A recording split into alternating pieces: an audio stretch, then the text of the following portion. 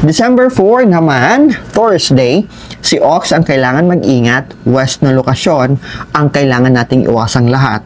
Ang mga masuswerteng oras ay nasa screen nyo na po. Ang mga babanggitin ko ay mga masuswerteng activities.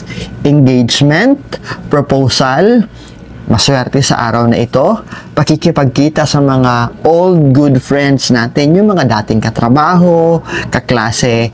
Okay yan, makipagkita kayo on December 4. At yung mga kamag-anak nyo na nasa malayo and you wanted to meet with them for a short talk over a coffee, maswerte sa December 4 kasi they might bring a good news to you.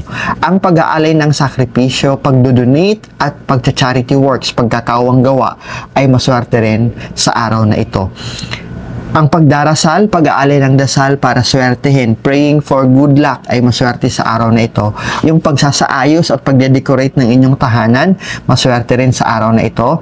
Groundbreaking sa ipagagawang bahay o building, maswerte sa araw na ito. At ang pagdalo ng libing or funeral service ay safe on December 4. Ang kailangan nating iwasan ay ang mga sumusunod. Although sinabi ko kanina na maswerteng araw na ito for engagement or for proposal, pero hindi ibig sabihin na maswerte rin ito para sa kasalan. So, separate po yung kasalan. May mga petsa tayo na talagang ang engagement at kasalan ay swerte. For this situation, magkahiwalay. Yung engagement maswerte, pero yung actual day na magpapakasal kayo ay hindi maswerte kung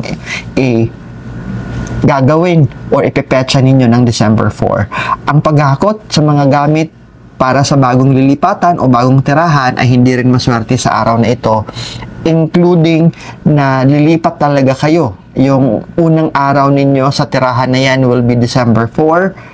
This is not a good or auspicious day. Kaya maghanap kayo ng ibang petsa.